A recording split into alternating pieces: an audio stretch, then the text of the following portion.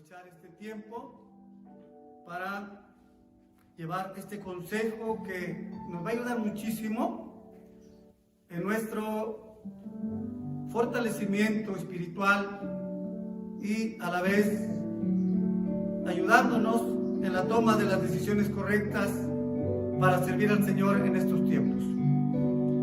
Quiero tomar de la Epístola de los Romanos, el capítulo 8, pero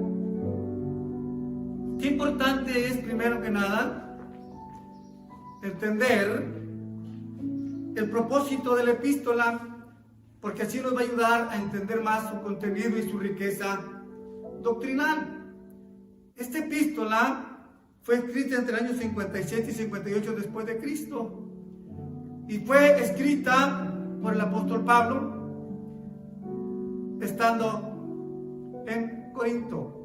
Así es que es importante ver la temática de cada uno de los capítulos de los que está formada esta hermosa epístola.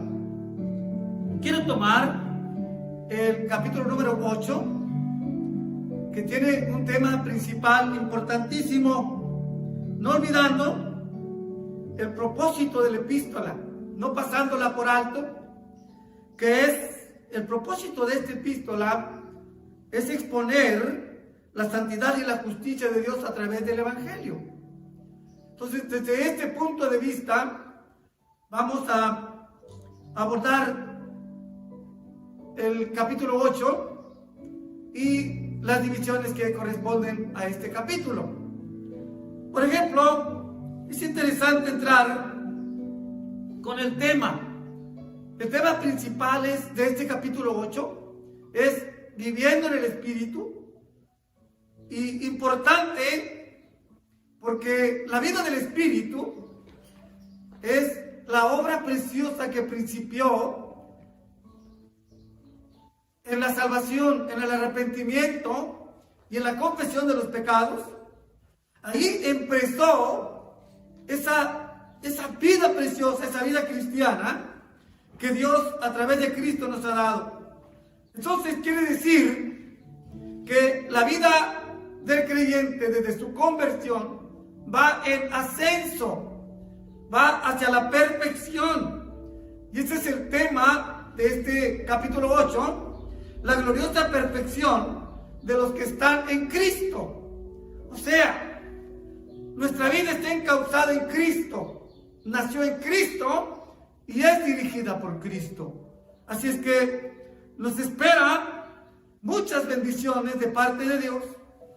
Es cierto, vamos a ver algunos de los pasajes que cita este capítulo. Vamos a encontrar cosas un poco desagradables, pero jamás olvidando el Señor la obra que principió en nosotros desde la conversión y de la salvación de nuestra alma y el perdón de los pecados. Por lo menos yo encuentro 3 argumentos en este capítulo 8. Primero es la santificación de los creyentes. Según el versículo 1, dice: ahora pues, ninguna condenación hay para los que están en Cristo Jesús, los que no andan conforme a la carne, sino conforme al Espíritu. Desde el momento en que creímos el Evangelio, Dios tomó nuestra vida en sus manos y la ha dirigido según su propósito divino. La ha llevado por ese camino precioso de la salvación. Se ha encargado de perfeccionar nuestras vidas a través de la obra preciosa del Espíritu Santo. Entonces, la santificación de los creyentes es en base a aquella palabra que el Señor dijo en San Juan capítulo 17 y versículo 17: santifícalos en tu verdad, tu palabra es la verdad. Significa que el creyente se santifica en la obediencia y en la práctica de la verdad. ¿Por qué? Porque Jesús es el camino, es la verdad y es la vida. Entonces el creyente se santifica en la obediencia y creyendo y andando en la verdad. Entonces, el primer argumento de Pablo es la santificación de los creyentes a través de la verdad del Evangelio. El segundo argumento que Pablo cita se encuentra en el capítulo 8, versículo 15 al versículo 19, que dice de la manera siguiente: pues no habéis recibido el espíritu de esclavitud para estar otra vez en temor, sino que habéis recibido el espíritu de adopción por el cual clamamos Abba Padre. El espíritu mismo da testimonio a nuestro espíritu de que somos hijos de Dios. Y si hijos de Dios, también herederos y coherederos de Dios con Cristo, si es que padecemos juntamente con Él, para que juntamente con Él seamos glorificados. Pues tengo por cierto que las aflicciones del tiempo presente no son comparables con la gloria venidera que en nosotros ha de manifestarse. Porque el anhelo ardiente de la creación es el aguardar la manifestación gloriosa de los hijos de Dios. Así es que el creyente y su herencia futura. Nadie nos dijo que las cosas iban a ser buenas cuando viniéramos al conocimiento del Evangelio, o que iban a ser mejor, o que íbamos a ser mejores. Miren, no estamos exentos a momentos de tribulación. No estamos exentos de atravesar situaciones incómodas. Y Pablo lo está diciendo en estos versículos que acabamos de leer. En el versículo 18 dice: tengo por cierto de que las aflicciones del tiempo presente, las aflicciones que vivimos a hoy, en no tener la libertad que anheláramos, pero son parte de nuestro aprendizaje, son parte de nuestro saber cristiano. Sabemos que Dios está con nosotros. Él ha prometido y dijo: yo estaré con vosotros todos los días hasta el fin del mundo. Entonces, miren, la misma tierra, según el versículo número 20, porque la creación, dice, porque el anhelo ardiente de la creación es aguardar la manifestación de los hijos de Dios. Quiere decir que la creación, la tierra, está maldita desde el momento en que Adán y Eva pecaron. Si ustedes recordarán, la sentencia por haber pecado fue hacia Adán: maldita será la tierra por causa de ti. No te va a dar el fruto que tú quieres. Es decir, que por causa del pecado de Adán y Eva, todo fue creado, quedó bajo maldición. Y la tierra misma anhela esta libertad de los hijos de Dios. ¿A cuál libertad se refiere? ¿O cuál manifestación se refiere? A la iglesia. La tierra está cansada. Quiere que termine esta maldición. Y los hijos de Dios, cuando se manifiesten y sean llevados a poseer la herencia eterna, la tierra entrará en su faceta terminal. Ella está esperando que los hijos de Dios manifiesten lo que van a hacer. Entonces, el segundo argumento es la herencia de los creyentes en el futuro. Y Pablo lo menciona del versículo 14 hasta el versículo número 27, que habla, nos quedamos en el 20, dice: porque la creación fue sujetada a vanidad, no por propia voluntad, sino por cual del que la sujetó, de lo que estábamos hablando ahorita. Porque la creación misma será libertad de la esclavitud de corrupción a la libertad gloriosa de los hijos de Dios. Fíjese bien, porque sabemos que toda la creación gime a una y aún está como dolores de parto hasta ahora. ¿Qué es lo que quiso decir Jesús? Que todos estos acontecimientos serían principios de dolores. La tierra también está sufriendo. Dice, sabemos que toda la creación gime a una y aún está con dolores de parto hasta ahora. ¿Cuántos dolores más esperan? ¿Cuántas cosas angustiantes más vendrán? Dice el versículo 23, y no solo ella, sino también nosotros mismos, que tenemos las primicias del Espíritu, nosotros también gemimos dentro de nosotros mismos, esperando la adopción, la redención de nuestro cuerpo, porque en esperanza fuimos salvos. Pero la esperanza que se ve no es esperanza, porque lo que alguno ve, ¿a qué esperarlo? Pero si esperamos lo que no vemos, con paciencia aguardamos. Quiere decir que el Señor cumplirá sus promesas.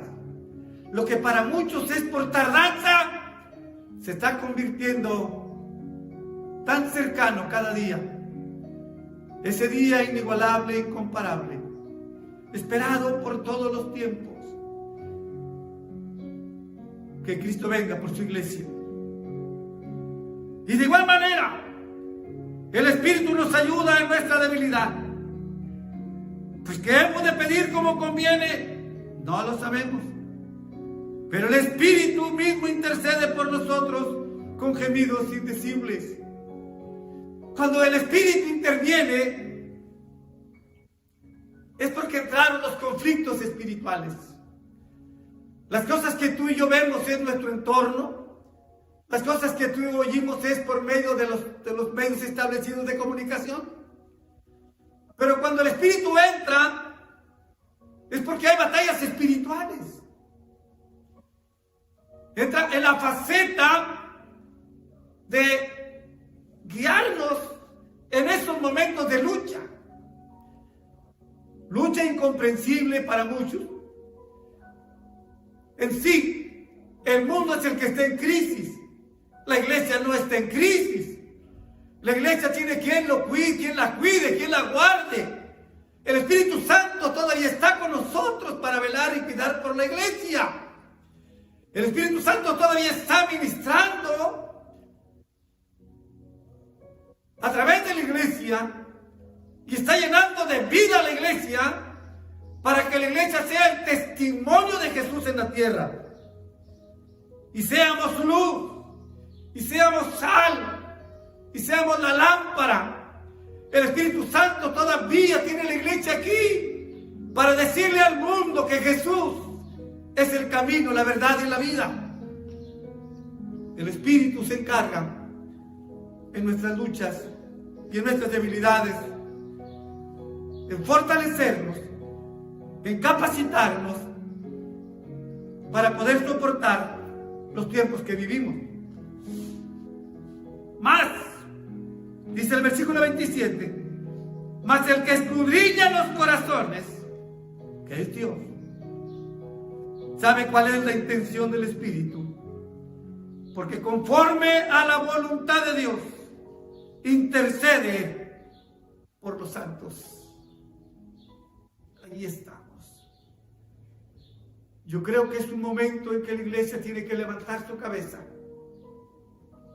entender que la redención está cerca, entender que esto es lo que Cristo dijo.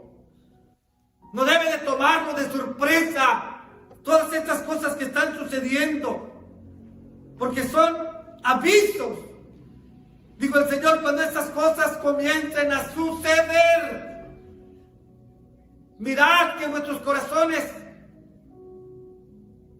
no sean entenebrecidos, no se llenen de glotonería y de los afanes de este mundo, y venga de repente sobre vosotros aquel día Y citó también que tuviéramos cuidado, porque estos días serían como los días de Noé.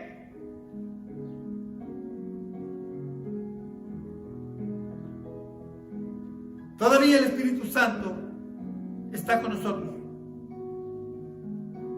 Y Él intercede de acuerdo a la voluntad de Dios por los santos. O sea, el Espíritu Santo, si los acontecimientos están tan acelerados así, el Espíritu Santo se va a encargar de perfeccionar a los santos, de perfeccionar la iglesia, de preparar la iglesia para ese momento tan esperado, tan deseado, tan predicado, tan enseñado, que es el arrebatamiento de la iglesia. El tercer argumento empieza desde el versículo 28 hasta el versículo número 39. Y quiero hacer hincapié en el versículo 28. Pongan mucha atención. Dice, y sabemos que a los que aman a Dios, todas las cosas les ayudan a bien. Esto es, conforme a su propósito,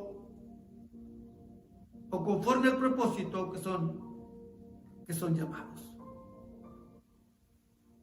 Mira, lo que tiene la fuerza de una pequeña letra, tiene una conjunción. La conjunción es la palabra Y. Esa conjunción une lo antes leído con el versículo 28. Quiere decir que si el Espíritu intercede, entonces todas las cosas nos van a ayudar. Dice, y es la unión de todo lo antes dicho, desde el versículo 15 hasta el versículo 19, o del versículo 14 hasta el versículo 27, de como lo querramos ver. Es ahí, une todo ese contexto que está hacia atrás. Y nos dice, y sabemos. La palabra sabemos debe de añadir ánimo a los que creemos en Cristo.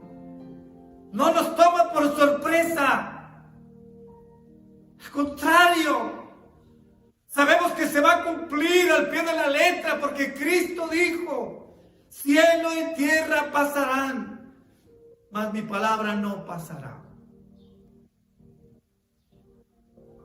Entonces a mí me inyecta ánimo. A mí me dice que no debo de desmayar, que debo de seguir adelante, que debo de poner mis ojos en el autor y consumador de la fe, que es Cristo Jesús. Y que no debo de moverme de mi esperanza.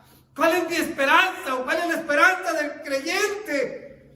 La esperanza del creyente es estar un día con Cristo, en aquel precioso lugar que el Señor dijo, voy pues a preparar lugar para vosotros. Y si me fuera y os preparar el lugar, vendré otra vez y os tomaré a mí mismo, para que donde yo estoy, vosotros estéis conmigo. Entonces, a mí me inyecta ánimo, me dice que debo de seguir adelante, que no debo de fluctuar para nada, sino mantenerme firme, poniendo mis ojos en el que un día transformó mi vida y hizo que la fe naciera. Me inyecta ánimo. Pero fíjate bien, también tiene un participio. El participio es todos los que participamos en esto. Dice, a los que aman a Dios. Todos los que estamos involucrados en esta frase. los que amamos a Dios no debemos de movernos de estos rumores.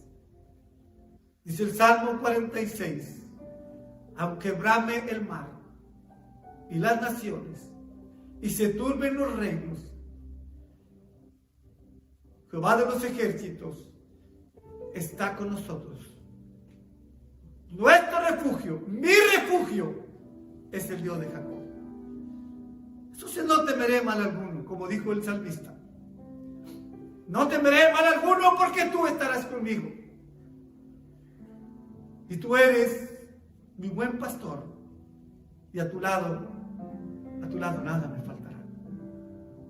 Entonces, todos los que amamos a Dios, estamos involucrados ahí, en ese contexto. Y los que aman a Dios, todas las cosas, todo y todas las cosas, nos dejan una lección de aprendizaje. Porque a través de lo que sucede, a través de lo que oímos, nos conecta más con la verdad divina y el cumplimiento de la Escritura. Así que todos los que aman a Dios, pero también involucra el propósito. El propósito es el que sustenta. La palabra propósito significa poner delante o delante de. No hay que olvidar que es Dios el que pone el propósito a través de la historia. Desde la creación hasta nuestros días, es Dios el que pone el propósito. Es Dios el encargado de dirigir. Dios dejaría de ser lo que dijo si abandonara a sus hijos, si abandonara a su pueblo, si abandonara a su iglesia en estos momentos críticos. Por eso yo digo que la iglesia no está en crisis. Hay un Dios grande, poderoso, que está con nosotros, que es fiel y verdadero, digno de nuestra adoración y digno de nuestra alabanza. El Señor ha prometido estar a nuestro lado. Y yo puedo decir confiadamente, no temeré mal alguno, porque tú estarás conmigo. Tu vara y tu cayado me van a infundir aliento. Pero también hay otra verdad. Conforme al propósito de los que son llamados, también hay que pasar por alto que Dios es el que llama. Dios es el que llama y el instrumento que Él utiliza es el Evangelio. Y tú y yo somos los portadores de ese Evangelio. El mundo tiene que ver la diferencia en la iglesia en estos días. El mundo tiene que ver al creyente como una lámpara encendida, como una luz que alumbra, como la sal que da sabor en los momentos críticos.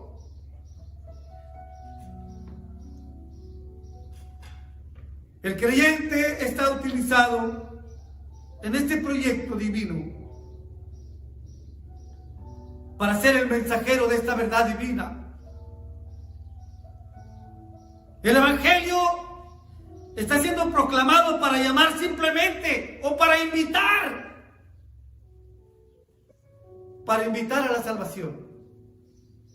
Tú y yo podemos decirle a la gente que Dios tiene todas las cosas en sus manos. Al hombre se le podrán salir de las manos las cosas, pero a Dios no, porque Él es el creador del universo. Él es el dueño de nuestra vida y a su lado no temeremos mal alguno. Pero también Podemos citarlo de otra manera. Los tiempos presentes se pueden también comparar a una convocatoria. Aquella convocatoria que le dijo el Señor cuando estaban las bodas, dijo: Señor, la casa, Señor. Dijo: y aún hay lugar. Entonces el padre de familia dice: salgan por los collados, por los caminos, por las veredas, y vayan e inviten a todos, llámenlos, que se llene mi casa, porque aún hay lugar. Entonces todo esto nos ayuda para bien, porque quizás aquellas personas a las cuales les hemos anunciado el Evangelio no creyeron, pero ahora nos ha tocado ser testigos de la historia. Se ha cumplido esta verdad.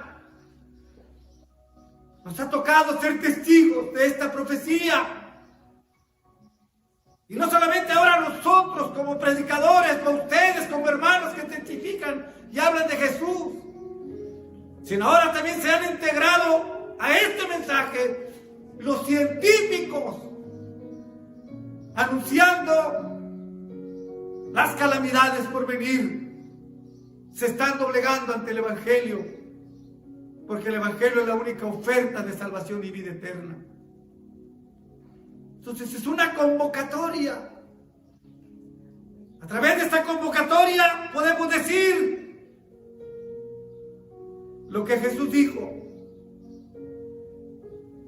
vengamos a Jesús, todos los que estén trabajados y cargados, y Él nos hará descansar. Y la convocatoria tendrá un propósito y un final: recibir salvación y vida eterna. Entonces este capítulo tiene muchas verdades. Es la catedral de las doctrinas, por llamarlo así, en su variedad, en su diversidad de doctrinas que salen de allí. Pero lo que hoy nos ocupa es esto: todas las cosas nos ayudan para bien. Si en medio del mal que está pasando encontramos el bien de Dios, entonces entenderemos el propósito de las cosas que están pasando. ¿Con qué propósito? ¿Con qué fin están pasando? Significa que el Dios de los cielos está hablando a la humanidad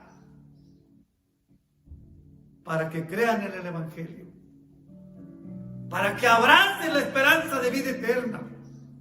Quiere decir que si entendemos esto, podemos dar gloria a Dios,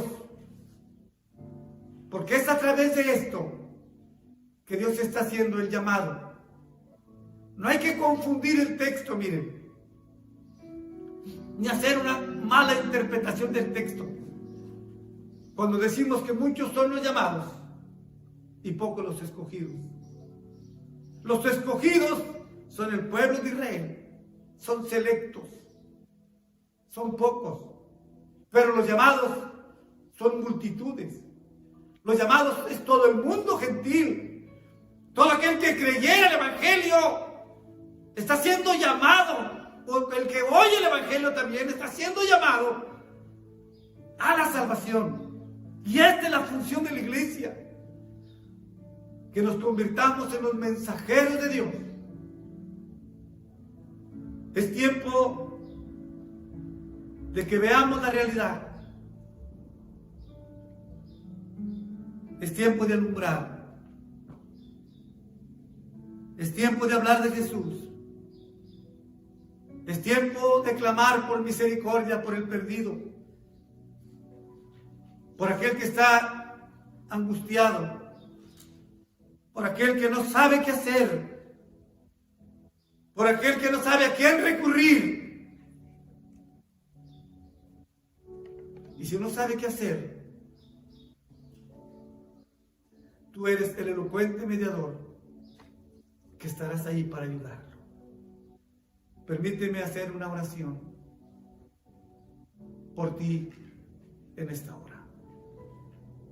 Bendito Dios y Padre Celestial, en el nombre bendito y glorioso de Jesús, Te quiero dar gracias.